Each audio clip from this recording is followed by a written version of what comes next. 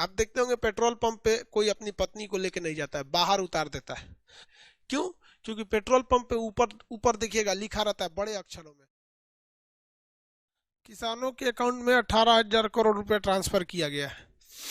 देखिए भैया, एक बात बताते हैं, ये 18,000 करोड़ रुपए जो ट्रांसफर किए गए हैं, इससे ज्यादा बेटर रहता कि इन पैसों का ट्रैक्टर खरीद के किसी एक एरिया से स्टार्ट करके जहाँ पे हिसाब से उस गांव में रख देते, और जो गांव का वार्ड मेंबर होता है उसकी जिम्मेदारी रहती है कि अपने वार्ड से ही सबका करिए।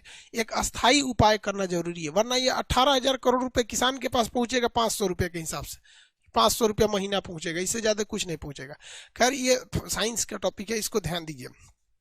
अब हम समझते हैं रेसा के, हम लोग एंटी नॉकिंग मिलाते हैं। पेट्रोल जो होता है पेट्रोल, इस पेट्रोल में हम क्या मिला देते हैं, टेट्रा इथाइल लेड मिलाते हैं, टेट्रा इथाइल लेड मिलाते हैं, ताकि पेट्रोल इंजन के अंदर जाके खटखटाहट ना हो, अपस्फोटन ना हो।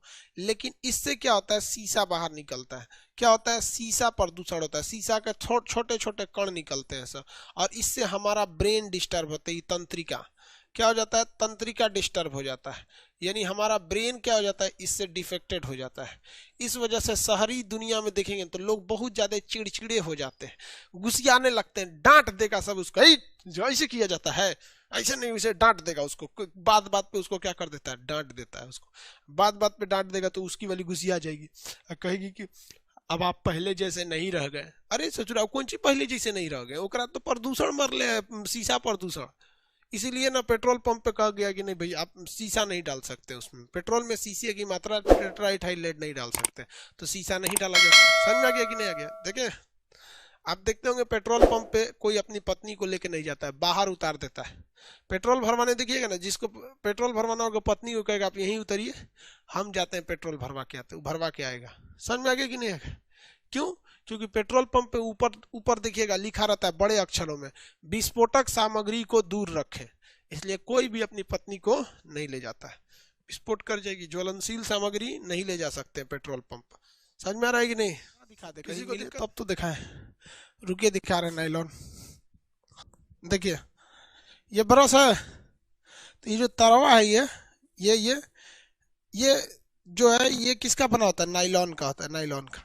ठीक है, देखिए ये ब्रश अभी हमने 1 हफ्ता पहले लिया है, 2 महीने बाद आप किसी भी ब्रश को बता सकते हैं कि वो लड़की का ब्रश है कि लड़का का।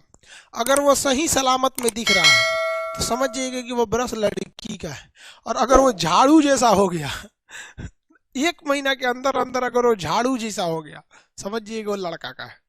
तो ये बाहर वाला ये ब्रश है, ये किसका बना होता है, नाइलॉन का बना होता है। ऐसी मिलती जुलती चीजें और कहाँ आपने देखा होगा।